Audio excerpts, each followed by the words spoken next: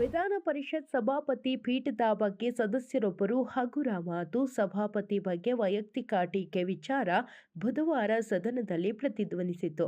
ಪಕ್ಷಭೇದ ಮರೆತು ಸದಸ್ಯರು ಪೀಠದ ಬಗೆಗಿನ ಅಗೌರವಕ್ಕೆ ಅಸಮಾಧಾನ ವ್ಯಕ್ತಪಡಿಸಿದರು. ಜೆಡಿಎಸ್ ಸದಸ್ಯ ಎಸ್ಎಲ್ ಭೋಜೇಗೌಡ ವಿಷಯ ಪ್ರಸ್ತಾಪಿಸಿ, ಕಾಂಗ್ರೆಸ್ ಸದಸ್ಯ ನಾಗರಾಜ ಯಾದವ್ ಪೀಠದ ಬಗ್ಗೆ ಹಾಗೂ ಸಭಾಪತಿ ಬಗ್ಗೆ ಮಾಡಿದ ಭ್ರಷ್ಟಾಚಾರ ಆರೋಪ, ವೈಯಕ್ತಿಕ ಟೀಕೆ ಪೀಠಕ್ಕೆ ಮಾಡಿದ ಅಗೌರವವಾಗಿದೆ.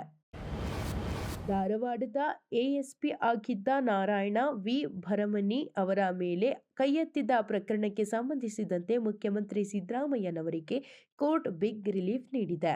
ಬೆಳಗಾವಿ ಕಾಂಗ್ರೆಸ್ ಕಾರ್ಯಕ್ರಮದಲ್ಲಿ ನಾರಾಯಣ ಅವರಿಗೆ ಸಾರ್ವಜನಿಕವಾಗಿ ಸಿಎಂ ಕೈಯೆತ್ತಿದ್ದು, ಈ ಸಂಬಂಧ ಸಿದ್ದರಾಮಯ್ಯ ವಿರುದ್ಧ ಎಫ್ಐಆರ್ ದಾಖಲು ಕೋರಿ ಭೀಮಪ್ಪ ಗಡದ ಸಲ್ಲಿಸಿದ್ದ ಅರ್ಜಿಯನ್ನು ಬೆಂಗಳೂರಿನ 42ನೇ ಎಸಿಜೆಎಂ ಕೋರ್ಟ್ ವಜಾ ಮಾಡಿದೆ.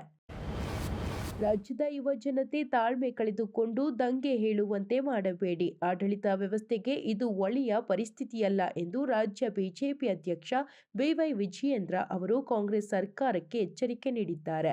ರೈತರ ಸಂಕಷ್ಟ ಸೇರಿದಂತೆ ಉತ್ತರ ಕರ್ನಾಟಕದ ಸಮಸ್ಯೆಗಳ ಕುರಿತು ನಡೆದ ಚರ್ಚೆಯಲ್ಲಿ ಭಾಗವಹಿಸಿದ ವಿಜಯೇಂದ್ರ, ಸರ್ಕಾರಕ್ಕೆ ಯುವಕರ ಬಗ್ಗೆ ಯಾವುದೇ ಕಾಳಜಿ ಇಲ್ಲ. ಚುನಾವಣೆಯ ಸಮಯದಲ್ಲಿ ನೀವು ಉದ್ಯೋಗದ ಭರವಸೆ ನೀಡಿದ್ದೀರಿ, ಆದರೆ ಇಲ್ಲಿಯವರೆಗೆ ಏನನ್ನೂ ಮಾಡಿಲ್ಲ ಎಂದು ಅವರು ಹೇಳಿದರು. ಪ್ರಧಾನಿ ಮೋದಿ ಹಾಗೂ ರಾಹುಲ್ ಗಾಂಧಿ ನಾಯಕರ ವಿದೇಶ ಪ್ರವಾಸದ ಕುರಿತು ಆರೋಪ ಪ್ರತ್ಯಾರೋಪಗಳು ತಾರಕಕ್ಕೇರಿದೆ. ಆಡಳಿತ ಮತ್ತು ವಿರೋಧ ಪಕ್ಷಗಳ ನಾಯಕರ ನಡುವೆ ವಾಕ್ಸಮರ ಬಿರುಸಾಗಿಯೇ ಸಾಗಿದೆ.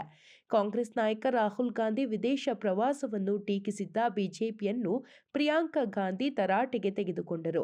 ರಾಹುಲ್ ಗಾಂಧಿಯವರ ಮುಂಬರುವ ಜರ್ಮನಿ ಭೇಟಿ ವಿಚಾರವನ್ನು ಎತ್ತಿಕೊಂಡು ಬಿಜೆಪಿ ನಾಯಕರು ವಾಗ್ದಾಳಿ ಪ್ರಾರಂಭಿಸಿದ್ದರು. ಇದರಿಂದ ಕೆರಳಿದ ಪ್ರಿಯಾಂಕಾ ಗಾಂಧಿ ಪ್ರಧಾನಿ ನರೇಂದ್ರ ಮೋದಿಯವರು ಆಗಾಗ ಕೈಗೊಳ್ಳುವ ವಿದೇಶ ಪ್ರವಾಸವನ್ನು ಪ್ರಸ್ತಾಪಿಸಿ ಟೀಕಿಸಿದ್ದರು.